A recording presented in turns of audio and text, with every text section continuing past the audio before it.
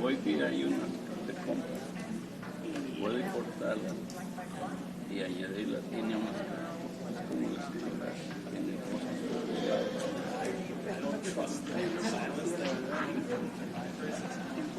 Y es metal. Sí. Ya por plástico, ¿no? El muchacho que pedido dijo, mira, la compañía que quiera ir a la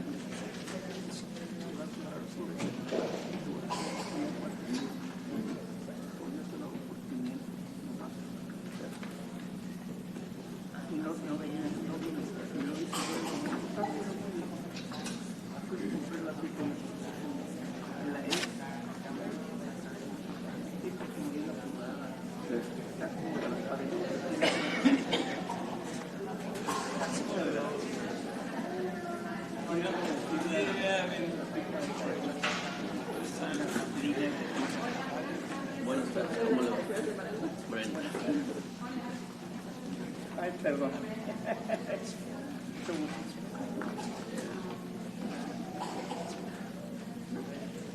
Y hace como 10 años tiene años trabajando, tiene como 6 años trabajando. Quería 1.400 o 500 lo más barato. Se van sobre. Yo no sé. No, listo, por cierto, no puedo ver.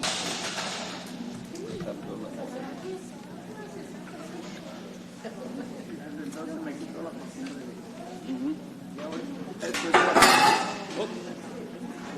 Ahora luego todo. Qué bueno. Hizo fuerza en el sano. Ahora no necesito ahora ayudar porque ya acá no es lo mismo. All right, it's 5:28. I saw a couple cars pull in right now. I'm going to give it until 5:30 to make sure everyone is in the building so they can hear the entire presentation.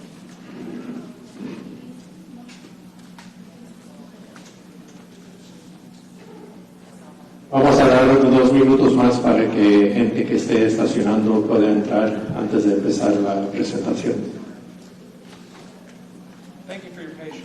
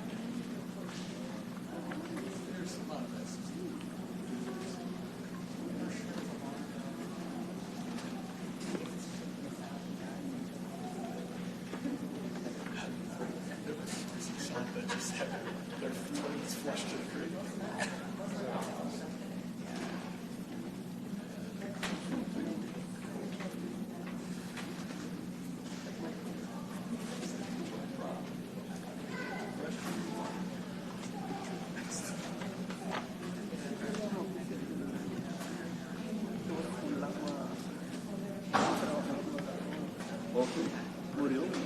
Bueno, no lo han hallado. No lo han hallado. Lo último que vi, esto que hallaron estaba de 200 días. Le dio la corriente de agua de repente. Creo que de la entrada donde estaba a 200 pies, lo sacaron. Brian, we're going to go ahead and get started. Lo hallaron. You got the clicker? Ya. All right, good evening, everyone. My name is Tom Thompson. I'm the Executive Director of the Town of Cicero's Department of Housing. Bienvenidos a todos. Él es Tom Thompson. Él es el director del Departamento de Vivienda del pueblo de Cicero.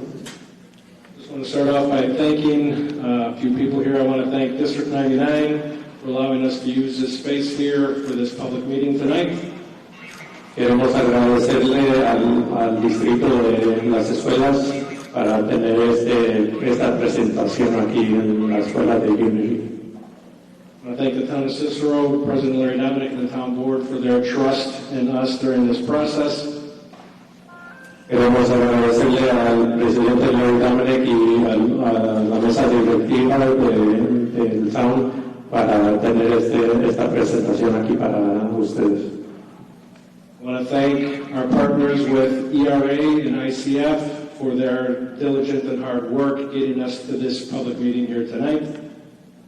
También queremos agradecerles a las empresas de ERA y ICF. Ellos son socios que nos han ayudado sobre este proyecto que tenemos planeado con estos fondos. I want to thank my staff, Jose Alanis, Maria Flores, and Martha Garcia, who are joining us here tonight. I always say, boss is only as good as their employees, and they make my life so much easier on a day-to-day basis. So I want to thank them and recognize them for the hard work they do for the Town of Cicero. También quiero agradecerle a los empleados del Departamento de Vivienda de todo el trabajo que hemos hecho sobre estos fondos que el Town ha recibido. And then most importantly, I want to thank the public. This is money for you. Your showing up to this meeting today shows that you truly care about the Town of Cicero and the direction these funds are going to go. So your input here today is really going to make an impact in the project selection for the Community Development Block Grant Program. So thank you for all coming here today and joining us. Queremos agradecerles a todos los presidentes que han venido hoy. Este es un momento muy importante para saber qué tipo de proyectos podemos hacer con estos fondos que va a ayudar mucho a la ciudad para que la gente pueda vivir mejor sin inundaciones. Just a few housekeeping items. The main presentation is going to be in English. We are going to stick to our script on the slides. The main screen will have the presentation in Spanish, and the two smaller monitors up here will be in English. La presentación va a ser en inglés de parte de los presentadores. Las pantallas de abajo van a estar las páginas en inglés, pero la pantalla de arriba va a tener toda la información en español para que pueda seguir la presentación. So the reason we're here tonight is we want to show you the types of projects that we have planned and then get feedback from you on your experience, what you would like to see, and any other information you can give us. Estamos aquí para enseñarles los tipos de proyectos que tenemos planeado con estos fondos y para tener la opción para que ustedes puedan meter sus comentarios de estos proyectos y también darnos una idea de qué tipo de proyectos podemos hacer afuera de estos proyectos. After the presentation, it will also be posted on the town's website, and we will also advertise on social media to allow people that were unable to attend the meeting tonight to both see the presentation and participate in the feedback exercises we had. Esta presentación va a estar también en el sitio del pueblo de Cicero para que la gente que no pudo venir hoy pueda meterse al sitio y poner sus comentarios de parte de los planes que tenemos proyectados. When I talk about the feedback exercises, we have 4 breakout sessions. Each individual table represents a type of planned project that you will visit after the presentation to give real feedback to us. Después de la presentación, tenemos 4 mesas donde uno puede ir, pasar a cada mesa para obtener información de cada proyecto que tenemos planeado y poder hacer preguntas y ver el mapa de cada estación. Again, I just want to thank you all for being here with us tonight. Without further ado, I will turn this over on. I'm stepping ahead of myself. I still have slides to do. Sorry. Thank you, Jose.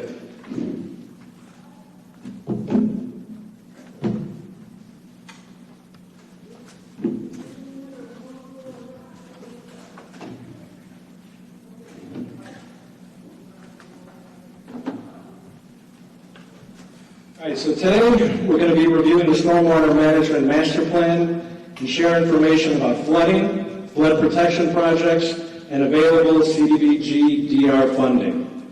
After this presentation, we will be asking for your comments and your feedback. Again, your feedback is very important and will help decide what projects move forward. You may be asking yourself, how did we get here? In July 2023, flooding caused impacts to homes, businesses, roads, and public infrastructure. The flooding highlighted the challenges within portions of the town's drainage and sewer systems. The town evaluated recovery needs and opportunities to reduce future flooding risk. The town developed a stormwater management master plan to identify problem areas and potential solutions. And really the reason we're here today is because we have CDBG DR funding, which was allocated to us to support eligible recovery and mitigation activities. So the 2023 flood event, I'm sure none of us want to remember this anymore. I know I don't want to think about it anymore. I want to solve this problem and move on. We all deserve to live a high quality of life here in Cicero, and we're going to hopefully get to make that happen with this investment. Heavy rainfall produced widespread flooding throughout portions of the community. The event demonstrated the vulnerabilities in both public and private infrastructure. The reported impacts included basement flooding, sewer backups, street flooding, alley flooding, and standing water. The disaster also highlighted the need for investments that improve long-term system resilience. That's the key, long-term system resilience. Now, without further ado, I want to thank you all again for being here, and we're going to turn this over to Marty from ERA. Thank you. Good evening. Thanks, Tom. My name is Marty Michaelisco with Engineering Resource Associates. I've been working with the town for probably the past 3 years on the Stormwater Master Plan, on the CDBG grants applications.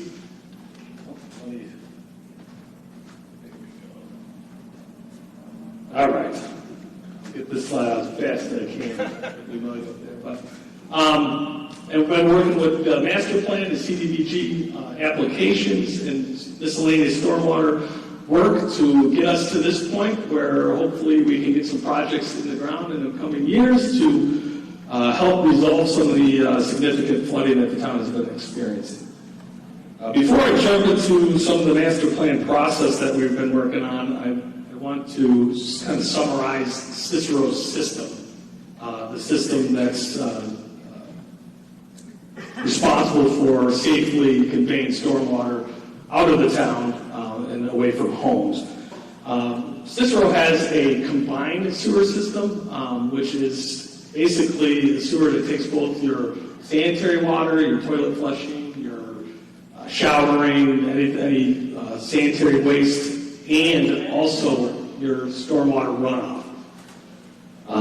So you're competing with stormwater with sanitary runoff as well. So this is a good graphic of what occurs during the storm event as the water rains, runs off your roofs, your driveways, into the street, into the storm drains.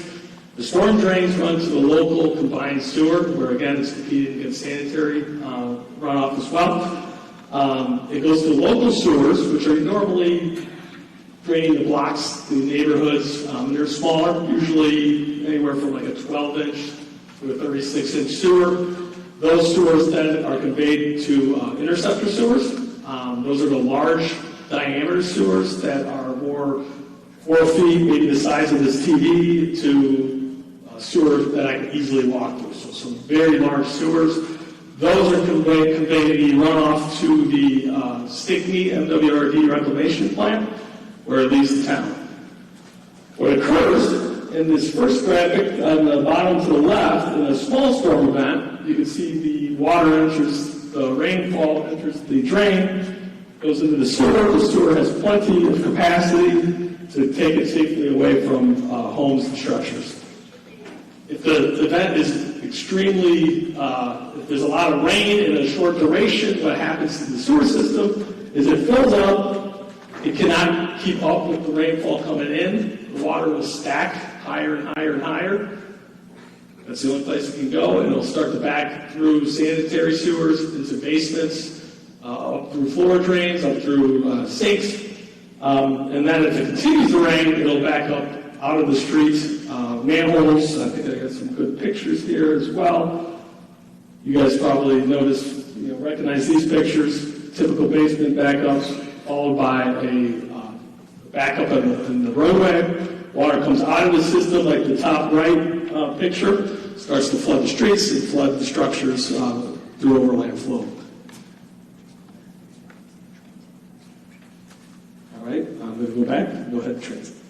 Esta es una imagen para que sepan más o menos el proceso de cuando hay lluvias, dónde va toda la lluvia. Como en Cicero tenemos una combinación de drenaje donde agua de la casa y agua de la calle de lluvias van al mismo alcantarillado, y ese es un proceso de cómo se llena, y la resulta es que mucha gente se le inunda los basements porque la lluvia y todo el agua que tiene el drenaje está subiendo y tiene que ir a un lugar. Esta es una imagen para ver más o menos el proceso de cómo llega a esa situación.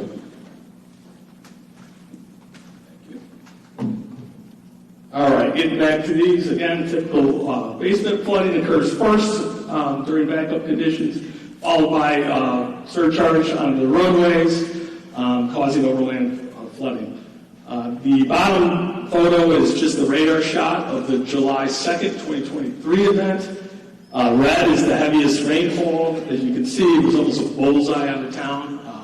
It was about 9 inches of rain, which quickly inundated the sewer system. So that rain caused the condition on the right as everything starts to move up the system and backs into the basements, and then causes roadway and surface flooding.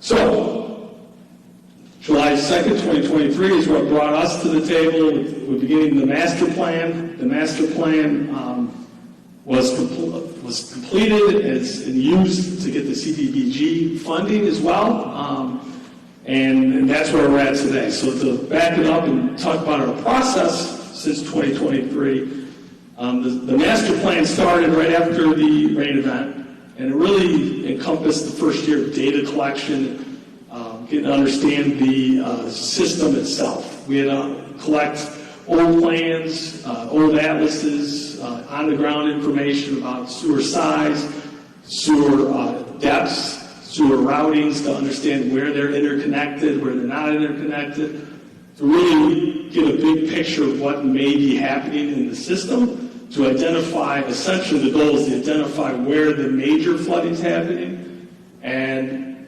use that information to develop potential solutions to resolve the flooding or to reduce the significance of the flooding. So we collected all the data, we collected flood complaints, flood pictures. The town had some amazing information, probably from a lot of residents. Then we did an analysis of the system, a very big picture analysis, to understand what locations would have surface flooding and basement flooding. We took those maps with the town, analyzed those maps to make sure they're accurate, and then adjusted from there. Ultimately, though, we created an existing conditions, flood conditions map, and I'll encourage you guys after this presentation to all walk over to that big map over to my left, your right. That is a map of the town of the flood limits, anticipated flood limits for a large storm event. Ultimately, that's what was created to understand where the hot spots were in the town, where the most concerns are. That's where I want to review from you guys and understand where that priority may fall. Using that map, then we looked into potential solutions to reduce the significance of the flooding, reduce the elevation, reduce the frequency, and just how do we clear that water so it's in where it needs to be instead of the homes. There are really, the Romans have been doing this for a long time, right? It's just pipes, storm water. It's not rocket science. It's really 4 categories that we can make improvements on, and that's what we're going to walk you through right now. But I do want to point out these categories are broken out into tables here as well. To your back left will be, if you're interested in backflow preventers and the program that is being part of the CDBG, there'll be a table for backflow preventer information. Then another tool that we use is permeable pavers. We'll talk about that shortly, but the front left here, if you have any thoughts or concerns or ideas on permeable pavers, please visit this table right here. And we have a storm sewer or a combined sewer conveyance table and a storage table to the right. And when we break out of here, I will be walking around with some other engineers and some town staff will be here as well to answer any questions you may have as it pertains to these things. But please take the opportunity, maybe perhaps visit each one of those tables and give us your feedback. I don't mean to interrupt, but there's a lot of rich information that you're sharing that I believe is getting lost. There's a lot of Spanish-speaking people here. Is it possible to get it translated when you're sharing? I can hear. I know, but there's other people that, for accessibility purposes. Yeah, that's important, Deanna. Do you want to just maybe explain to them the different stations real quick?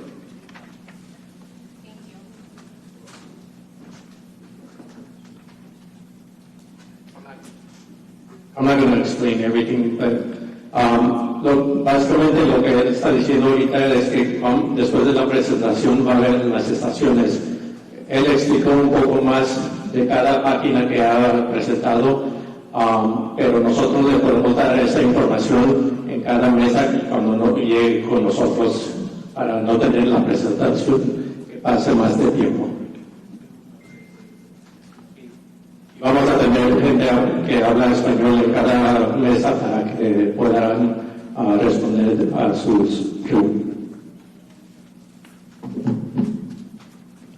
Thanks, Jose.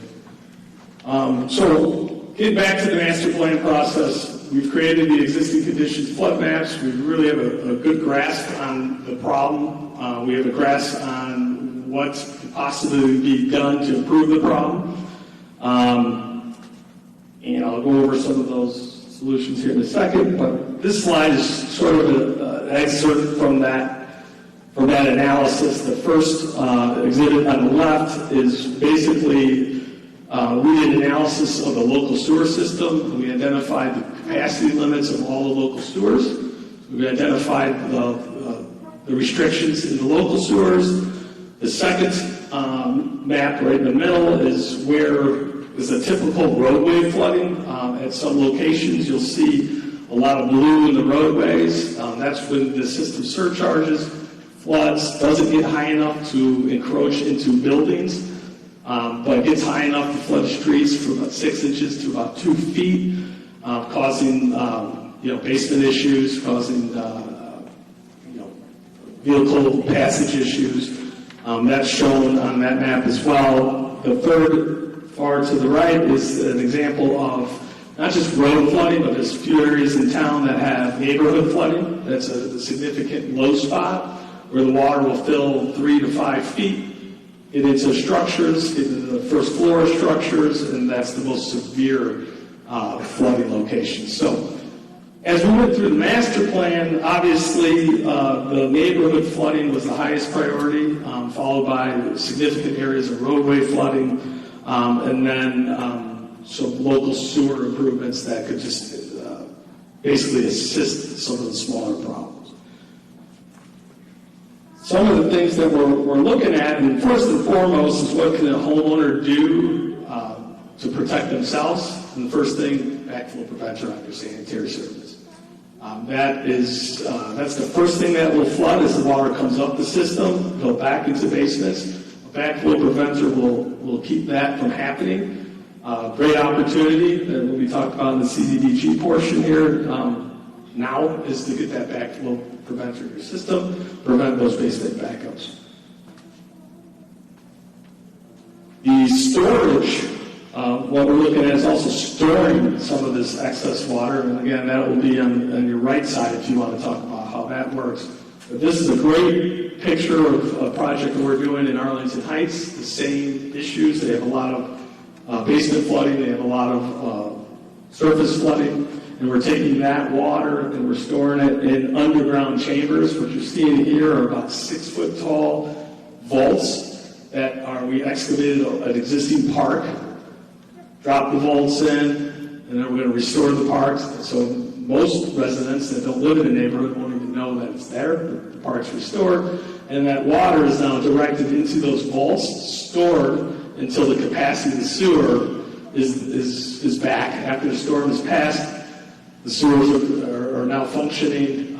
That water can store until there's capacity left in the sewer and then be released. So all the water that's stored in basements and in the streets can be stored in these vaults and be responsibly discharged to the system when it has the capacity after the storm is left.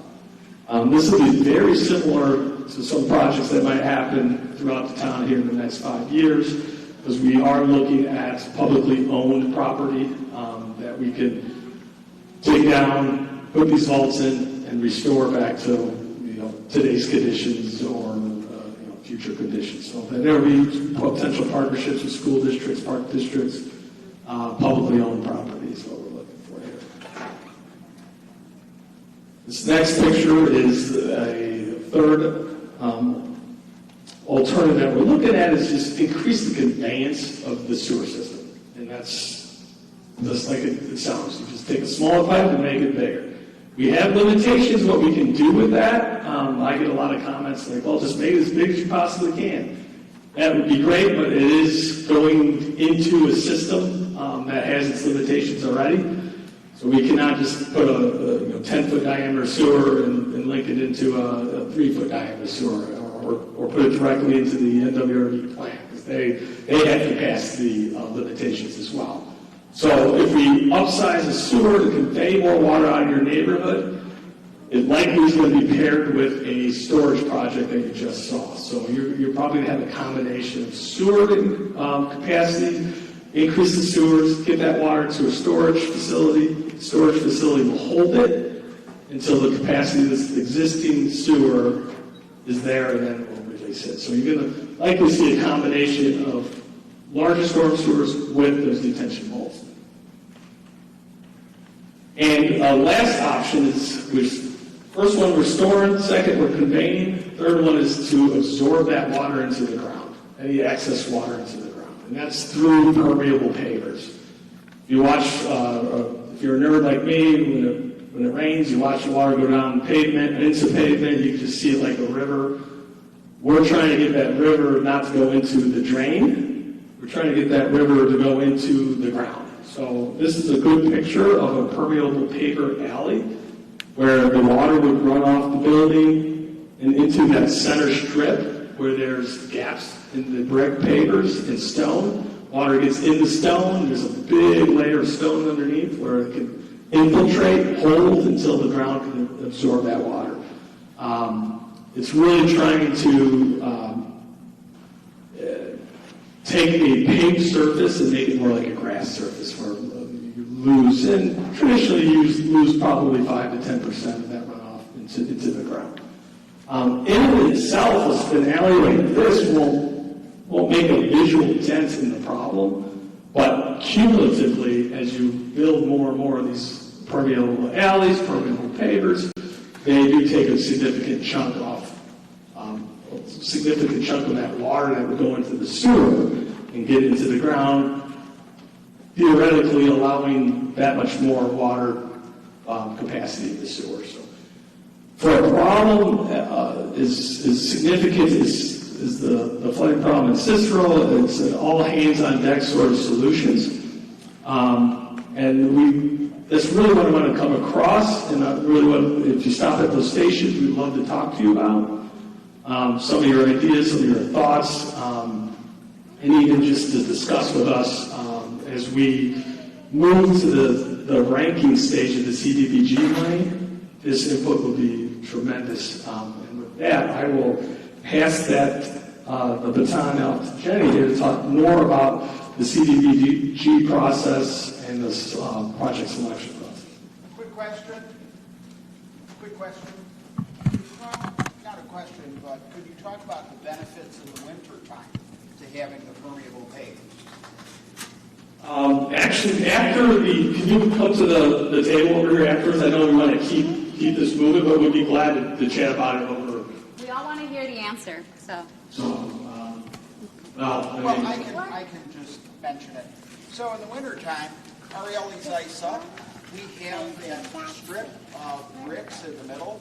So the sun will hit those bricks, it will heat it up, melt that center, which allows more runoff from snowbanks where people shovel around their garage and things. So it's not only a benefit in the summer from helping with floodwaters, but it's a benefit in the winter too, to keep our alleys from icing up. So it's really a good investment for the town. And one other thing that, if you have time, if you don't have time, there's also an issue of keeping the plant growth down. It's very pretty to see the moss and the little plants coming up through the bricks. But what I've been told in other town meetings is that we, unfortunately, will have to mediate those plants because they do block the water from going down. 100%, and I know it's also very good for water quality, and I know the MWRD also, I think on a yearly basis, or at least every other year, wants to test to see if the infiltration is still there, because some of these alleys can get, after 10, 15 years, clogged with grit and start to lose their effectiveness. So there's a whole lot that goes with it, so I do appreciate your input. Very good so investment thank you. for the town. Very good.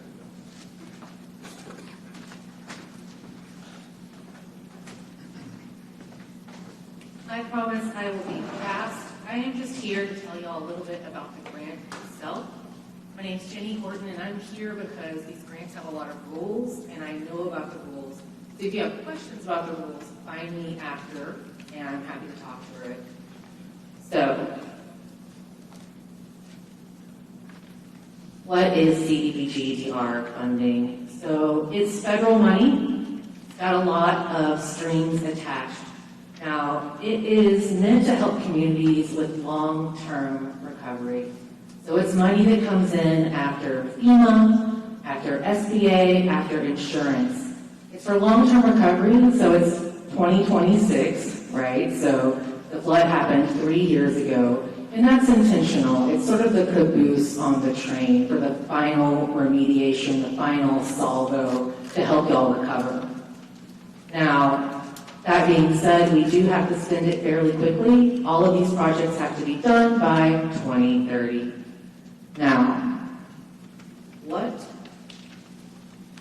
what can this do? So we can fund the stormwater storage, we can fund the sewer, we can fund the permeable alleys and those check valves. What can we not do? We can't do routine maintenance, right? So we can't fix potholes or anything like that. We can't do anything unrelated to the 2023 disaster event. So recent flooding issues, for better or for worse, the 23 event was very widespread, so we don't think that's going to be a huge issue, but there is a chance that could impact the projects. We can't use it for something where there's other money available. It's meant as a funding of last resort. It's called a prohibition on the duplication of benefits. That's a complicated way to say that you can't get paid twice, you can't double dip, pretty basic concept. And then finally, we can't fund anything that doesn't adhere to the sort of complicated federal rules that are in place around the grant. So what are those? The first off, and this is I think a really good rule, is that 70% of the funding has to be spent on low to moderate income people. Who is low to moderate income? These are people who make 80% or less of the area median income or Cook County. So that is, I looked it up earlier, it's around $65,000 for one person, that or less, right? So these projects have to go into neighborhoods where the average person's household is 80% of the area median income. Projects also have to pass through what's sort of a complicated environmental review. Unfortunately, it does take some months. So once we identify these projects, we can't just go straight to construction. We do have to define them, design them, and environmentally clear them. This can put some time on the timeline. They have to follow so many rules, y'all. Contracting, the way we bid, the way we do everything is very orchestrated because of the funding source. And then finally, because it's going to take a long time to go through all of these rules, we need to prioritize projects that are relatively straightforward and easy to get through the process so we can spend the money and get y'all recovered by 2030. So where are we at? It's 2026, we got to spend it by 2030. Y'all had the disaster, you've done your action plan. There's a grant agreement with HUD, and they gave y'all millions of dollars to do this recovery. We have a stormwater plan, and today we're here to get your input. And this is our final step before we can begin to select projects. We can't select projects without your input, so it's going to be very important today. Once we have those projects selected, we'll environmentally clear them, like I said, then we can bid, and then we can get into construction and close out. So what do y'all have? How much money do you have for what? Stormwater management, you got $30.9 million. For sewer, you got $26.5 million. And for those permeable alleys, you have $12.5 million. And we're hoping that's going to fund around 35 alleys. Maybe more, maybe less. It depends on the cost of materials when we go to bid, but we're hoping to do about 35. You also have quite a bit of money for this residential check valve program. So if you're in this room today and you had a sewer backup here because of the flooding and you've had to deal with that sort of nasty mess, please see Amari over there in the far corner. She can talk to you to see if you're eligible for the program, because if you are, it's free labor and free materials. You don't have to pay for anything, and they will get you a residential check valve to prevent that from happening again. So please talk to her if you've had that problem before. Now, once we have your input, we'll have an idea of what projects we can do, what happens next. We'll review them for eligibility against the grant rules. We'll make sure we're not double dipping, right? We'll make sure that it's the last funding resort. And then we're going to be scored. The scoring system determines if a project's going to move forward. It is pretty straightforward. Maximum score of 100. You need at least 65 points to progress. It's going to be things like, is it directly in the stormwater plan? Does Marty have data that says that this is a problem? That'll get you some points. It'll be things like, is it ready? Is it complicated? If it's not complicated, for example, if it's publicly owned land and we can move forward quickly, it's going to get the max amount of points. If we can tie it back to the disaster, it'll get points. There's a pass-fail category of the low moderate income. You get points for that, but if you don't meet that low to moderate income benefit, you can't move forward with the project. And then finally, public input is going to be an additional set of points. So, speaking of, it is your turn. I do want to spend a little bit of time talking about the maps. There's flooding information, there are prompts, things like that. Read them carefully. You're encouraged to tell us anything that comes to mind, right? Anything. We really need your input to let us know if the data we have is accurate. So if Marty identified something and 15 of y'all are like, yeah, that's it, that lets us know Marty's on the right track. If Marty identified something and no one brings it up, that's really important for us to know as well. And if y'all identify something that Marty didn't catch, we need to know that as well, because we want to make sure we give y'all the best projects that we can. So think on this a little bit. Where do flood issues happen frequently? What makes you cuss? What do you hate when you see the flooding in the streets? Let us know. Let us know what irritates you, what we can do to fix it, okay? Now, if you visit all 3 of the stations, y'all should have the passport. We'll give you a stamp. Turn it in the back, get a snack. We want those back, so we're going to give you a snack. We're holding the snacks hostage until we get those back. And then finally, if you wake up on Sunday and you're like, dang, I really wish I would have said something about that. Or maybe you talk to your pastor, your neighbor, and you're like, man, Randy would really have something to say about this. There is a digital feedback tool. The QR code is here. It's also on the flyers. Give us that feedback later. We're taking for 2 more weeks, right? So share that with your friends, family, anyone that you think might have something to say about the flooding in Cicero. Okay, thank you. Tom, do you have anything left to say? All right, I'm going to hand it back to Tom. I just want to say again, thank you to everyone that came out here today. And as she discussed the QR codes, we will get it on the town's website. The digital tool is already up, but we will advertise it on social media. Please help us spread the word, get more and more people to be able to submit that feedback on these different project types to us. And the more data we get, the more input we get, the better off we're going to be when we're making our site selection. Just housekeeping, 4 tables. One is the check valve program. I believe you can apply here tonight as well. You can start your application if you hadn't started one yet already. She is set up for that. Permeable alleys, sewer repair and construction, and then stormwater management and storage. If you visit each one of these tables, we will have staff there to talk with you, explain the feedback process, and hopefully have some really good beneficial conversations. So, thank you. Excuse me, Tom. Tom, how do you want us to make our comments? We can't even see the master plan. It's not done. We have the maps located at each one of these individual tables. The whole master plan is We will have staff at each one of the tables to have conversations with you.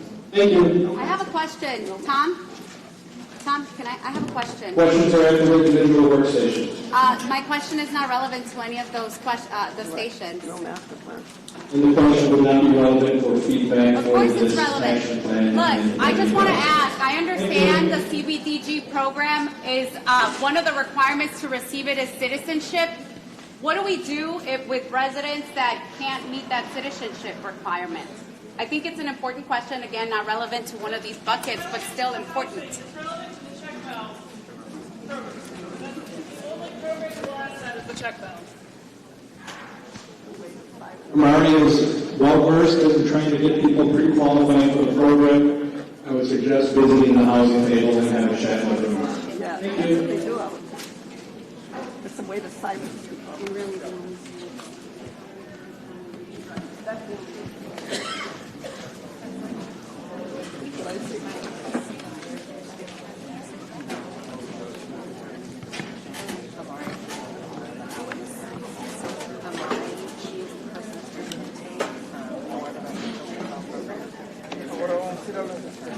Según, pero eso es una forma de mantener la gente callada. En mi opinión. Uno de los meses allá, Sí, desde que les pregunté en español, sí, ahorita le voy a... eso de la válvula, de la válvula. Ojalá me tenga buena información. tienen que calificarlo bien, Sí, tienen que no ganar suficiente. Ahí lo van a necesitar. gracias. Mucho gusto haberlo conocido. Suerte. Y hay que seguir adelante. Adelante, seguro. Gracias.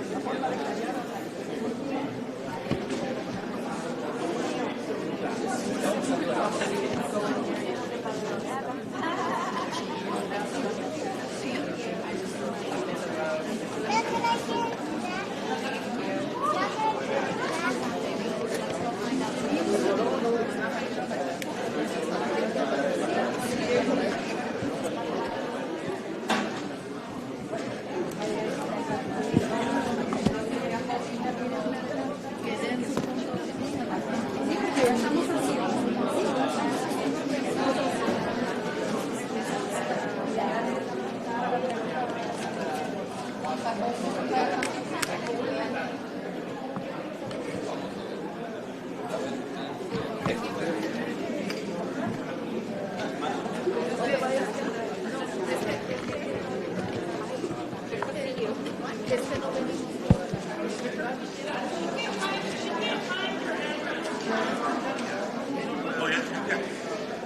you still live streaming?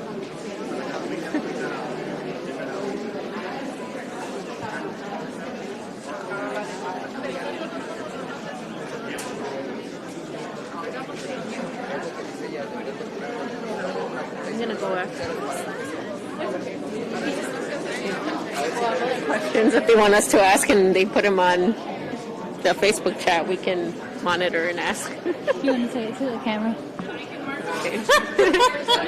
Well, my name is Irene Romulo, and I work at Cicero Independiente. If you have any questions that you'd like us to ask at the different stations, we weren't able to make direct questions during the presentation. We were told to go to the different stations to make them. So yeah, if you have questions, we can ask them. I have a few that I'm already going to be listing down to ask. So yeah, I'll be around. Mi nombre es Irene. Y no nos dieron la oportunidad de hacer preguntas directamente durante las presentaciones, pero nos dijeron que fuéramos a las diferentes estaciones para hacer las preguntas. Entonces, si tienen alguna duda, por favor pueden mandarlas en Facebook, las podemos hacer las preguntas. Una de las preguntas que no se contestó, por ejemplo, fue ¿qué ayuda va a haber disponible para personas que no califiquen para el programa federal? Esto incluye personas, por ejemplo, que son dueños de casa, pero que también tal vez no tengan un estado migratorio o que sean indocumentados, por ejemplo, que ahorita esas personas no califican para la ayuda. Entonces, esa fue una de las preguntas que se hizo y voy a ver qué me responden.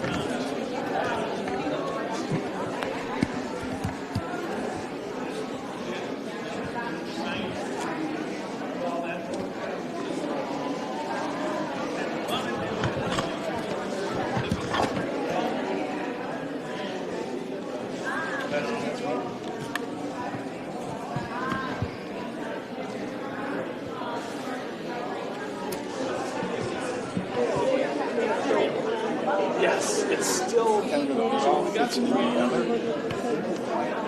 Ahora, estos callejones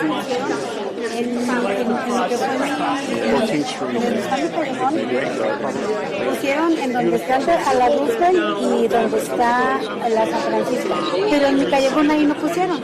Fue lo único que no pusieron. Digo, ¿por qué no? Si los otros los hicieron. Sí, realmente no sabía decirles, solamente escogimos algunos. ¿Cómo los escogimos? No sabía decirle. Tal vez donde está el área de callejones. No, solamente van a hacer, solamente tienen cierta cantidad y van a escoger, creo que el papel decía aquí que creo que van a escoger solamente, tienen 35 callejones que van a hacer, así en esa, en el solamente recibieron cierta cantidad.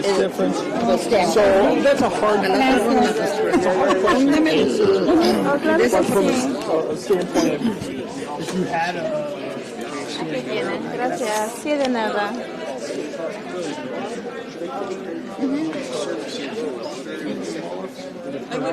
Right. Okay. So that's what it is. So this picture is exactly what would happen maybe at the Kohler Park site if that was going. As you see, they excavated down, put these vaults. You can see the existing ground here. So we're below that, and then they'll just restore on top and put that soccer field right back. And half the people don't even realize there's giant chambers underneath, and it's. I don't live on the south end of town, so when they were talking about it, I was like, "What do you?" Yeah, it's interesting, and it's really, how they build it is really. So they haven't had it here. Not in Cicero. Not in Cicero. That was one of the options. So do you want me to check these for you or stamp it? I'm just going to check it. I'll stamp this too in case you want to do that. So, okay, thank you. Appreciate it. Yes, hold on. Yes. Hey, how you doing? I've been waiting for that master plan. I know it's in review actually right now. So, but So how long is it going to be? Somebody told me that you said. It's in review, and then MWRD is going to review it as well, and then it'll be moving. But I can talk about some projects if you have anything in mind here. So, medium project, this is 23, what happened in Cicero. Yep. And, Ooh, this is great. and then we had somebody make it for us. This is excellent. And then this is 2050, we're going to go underwater in 2050. Oh, with the rain. But what we're saying is, you all, well, the town of Cicero has been ignoring community voices in regard to getting infrastructure. And we've been asking for a lot of infrastructure, like not just gray infrastructure, but green infrastructure, and that's cheap. Like the permeable pavers and all that. Perennial pavers, wild swales, native gardens. If we're going to wait, I'm not sure we're going to get more money, but to best, but this is something easy because we don't have enough trees, tree canopy short, we don't be putting them in. But this is a view for you to see what we're going to be gone if you don't start putting the infrastructure, but not just gray infrastructure. But it's important to put the green infrastructure. So the green infrastructure has capability, like I said, take maybe 5 to 10% of that. But what you're showing is very accurate. I know. This is, I know exactly what the problem is. The problem's not 10 or 15%, so you have to have a combination of it all. So you have to do it all. The green infrastructure is important to absorb, but the gray infrastructure, the amount of water from an event like July of 2023, cannot be handled just by green, so that's why we're looking at it. Right, but I mean, we've been ignored. Okay, yeah, so this is from the master plan. So ERA Engineering, with us consulting, we built this map based on the town atlas. So it goes, it's a software program that you enter all the data up, all the pipe sizes, then you can model. It also has topography about elevations, everything flows from north to south. So then you can enter in a certain storm event. This is, I think, a 10-year storm event. And it shows where the flooding is. So it builds a model so they can run different storm events, and it'll show you where the flooding is. So according to the colors there, you're telling me that our area is less flooding than these are more depth. And naturally, water flows north to south. This is the low area. That's where it's the worst. But down here is you don't have too many residents, so it's not as important. Yeah, because we all would say this says that we are the less impacted, and of course we don't agree with that. Yeah. Well, that's good info. Yeah, and I think I don't know if they have. If you want to fill out. What I feel like I'm still. They have. So they have. You could either write it down. Give our information, speak it, and if anybody else can hear it, it's a way to silence it. And I'm very. Right out. So it's like. No, eso lo entiendo. Okay. No se preocupe. All right. Eso no se preocupe. Yeah, the only question that I have, you mentioned that you are using like GIS program, right? In order to get the size of the pipes, dimensions. Yeah, it's based. And then my question is, where can we get access to that map? And to see the pipes in that, because that's supposed to be public. This whole thing is going to be made public. Okay, so when is that going to be available? Very soon. Okay, and my next question into this is, what are the interceptors that the sewer system from Cicero dumps into? Okay, so we have our share. So the town of Cicero, they got 2 interceptors. Well, we one have in Lombard and the other one in Lombard. Yeah, those are MWRD interceptors. We only have. That's the only MWRD interceptor that goes through town. It's a 20-foot diameter sewer from the 1960s. We only have. But there is the other one on Salt Creek. That goes through Sticky. Yes. We've done your homework. Yes, that's the big one. MWRD. I'm a TP. You work for them? Yes. Oh, you do? Yes. Okay. Yeah. Westside TP. Yeah. So, those are the main interceptors. Salt Creek is further east. Yes. That goes through. So, this is the big 20-foot interceptor, MWRD. This 1912 local interceptor that picks up Berwyn. Okay. goes up through Berwyn along south of the Canadian National Railroad. All right. Goes, crosses Lombard, goes to Ridgeland, and right. goes all the way up to Oak Park. Okay. That sewer was built right around 1912. We don't have any. I don't see anywhere in the plan about it being an environmental justice community. That is so important. Nothing with equity in that plan either. At that same time, there was also this Laramie Avenue sewer that was built from the Austin neighborhood. It's all the way down. Right, but like what do you? Equity, you need to look at the fair share of what we have all this industry. I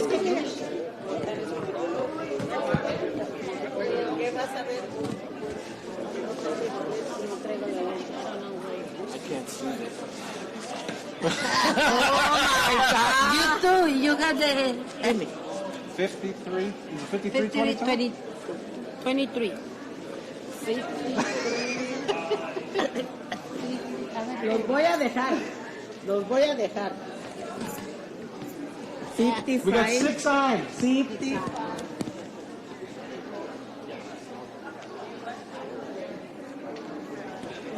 Yes. 25th place. 25. Oh my God. Okay. If you want to write your address down and whatever feedback you want to give us, coincide with the data. 35, 28. 35. Oh man, now I'm going slow. Yeah. 35 and what? What's 100? 28, 53, 4. 53. So this is Laramie. So we work at West Laramie. 35th. Yes. So you're by the park. All right. We got you. Okay. Entonces, ¿cuál le queremos que ponerle? Yo no le quiero poner nada. No. So you can also write your address down. Oh.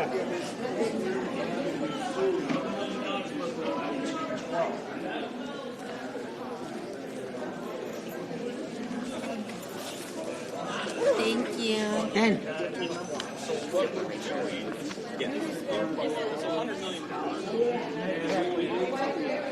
What I noticed in my block is only 2 drains. And so they're gonna be. It's not gonna be repaired. You're gonna leave it like it is. What block are you on? 48. I'm gonna write that down here, and then we can. Laramie, so I can Laramie look. is here.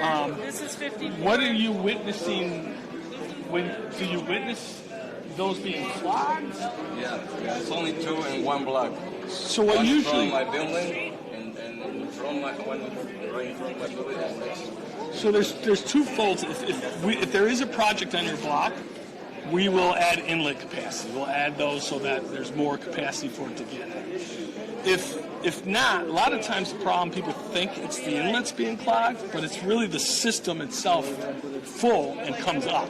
So then you see nothing going in, right? You see like nothing's going in the drain. A lot of times it's because the system is so full that it can't get in. It's not necessarily the lack of drains. It's the downstream system already so full that you can't get any more water into it. So that could be part of the problem too. Does it go down really fast? No, that's what I'm saying. Every time it's the storm, it goes really. It comes up. Does it when the storm's over? Does it just? I noticed that it's not enough capacity for these 2 drains. Okay, that would be if you have a conveyance project. We would look at inlets. Hopefully, if you don't have one on your block as part of this, there's more grant opportunities. So they're trying to give you more money. If you don't have one of the initial projects, hopefully the work around town will lower the sewer elevation, like the water in the sewer, and you'll see that perform better. If you see stormwater come up and sit, and then the storm's over and it stays sitting, there might be inlet capacity. If you see it sit, and then when the storm's over, it goes down really fast, it's probably more, well, I know, it's more of the sewer capacity than the inlet capacity. So, but absolutely, I know seems like a town thing they're supposed to do. They got thousands of those. Try to keep those clean before the sewer or before the the problem is a lot of people don't care. Yeah, no. The dangerous part is I wouldn't stand in the roadway when it's flooded because if that sewer clears, it could suck everything in. When it's flooded, it goes right into my property. Yeah, because there's not enough. and this is your address? Do you have,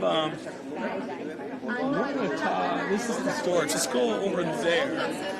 Well, can I ask a question? Can you put, I'll take this,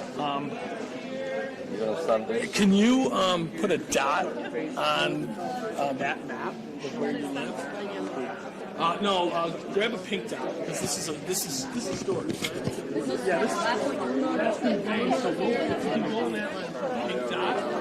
Oh, perfect, because then we'll know that it's a drain issue potentially, and we might, and if we get enough people, those are the things that we're looking for. Because to put a bigger system, then more inlets to get the water in. So, but I did notice driving around town, there's like one inlet, one. If you did a modern subdivision, it'd be like 4, right? It's just, thank you for your input. In Cicero, we have a couple, including like near here, brown sides that we know are contaminated with different things. Oh, yes, absolutely. Including arsenic. So I guess my question, when building these sorts of things, how does mitigation of those like contaminants So, great question. As part of the CDBG scoring in the grants, we take the potential projects and we run them through environmental testing. That's what ICFs, I'm with ERA, I'm more the engineer. The grant administrator runs it through the environmental. And if a site that we want to do this is contaminated, you're either, depending on how contaminated, either no-go or you have to have a plan on what we're going to do. That will escalate costs, and then as costs go up, then maybe the rankings go down because it's not as easy to complete, but there's several, during the master plan process, I identified 2 sites, the town's like, because they knew already that there was contaminated. So, oh man, if I had a map, they said some factories to be on one of the sites, and it was, I think it was even close to where we're at here. I even did there's a park, is there a park right down the street here too? I think that had some browns that they had to clean up before they put the park in a long time ago. So there'll be testing and there'll be an understanding of like what the challenge is in that. So the last thing you want to do is take that and then just move that soil or allow that water to So that is definitely a consideration. Okay, thank you. Thank you. Is there any time here? Yep.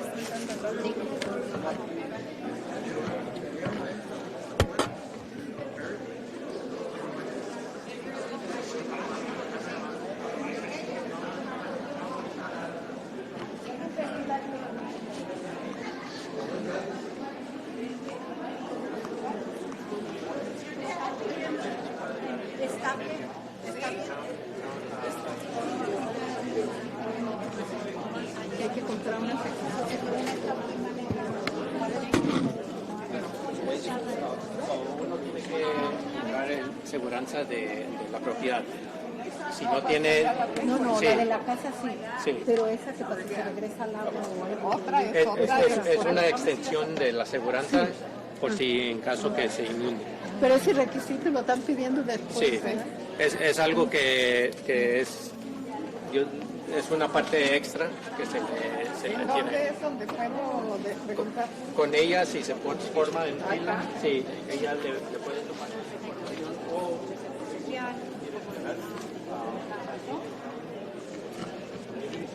del town, en el cuarto 103. Para el una familia no cualifique, puede ser también que no sean los dueños. Si no fueron los dueños en el 2023, les dije que compraron la casa en el 2025, pues ya para este programa no podrían cualificar porque esto está atado, como mencionaron hace un rato, al desastre que hubo en el año 2023. ¿No sabes qué es la cuota o el límite? Sí, le puedo decir. ¿Más o menos cuántos son en la casa? Somos 4. Pues para 4 personas no puede sobrepasar de 97,200. Pero si es un building de 2, ¿cuentan las personas de arriba o nomás el dueño? Sería el dueño, pero si tiene rental income, pues debe estar en su temporada. También. Okay. Pero esas personas no van para el household, la composición familiar. Entonces son 97,000 al año. 97,200 en un año para esa cantidad de personas que me dan. Ok, gracias. Entonces tiene que aplicar una en esta. Sí, usted pasa por allá, estamos allí lunes a jueves. Disculpen, sí, de 9 a 6 de la tarde. Y allá le explicamos todo, sabemos 4 personas en total, hoy estoy acá yo solita porque ellos están allá trabajando. Okay. El proyecto de que dijeron allí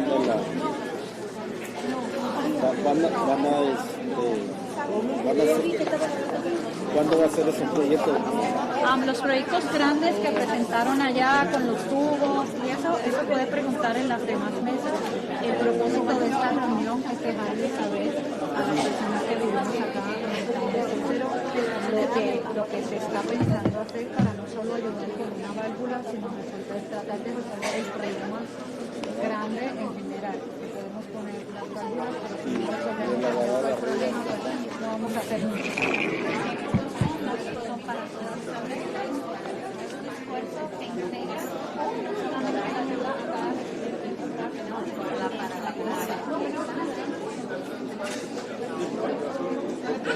Se resuelve el problema de las calles.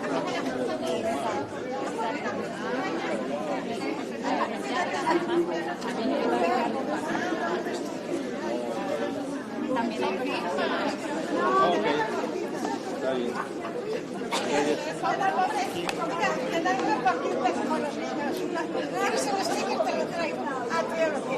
Yo tomé la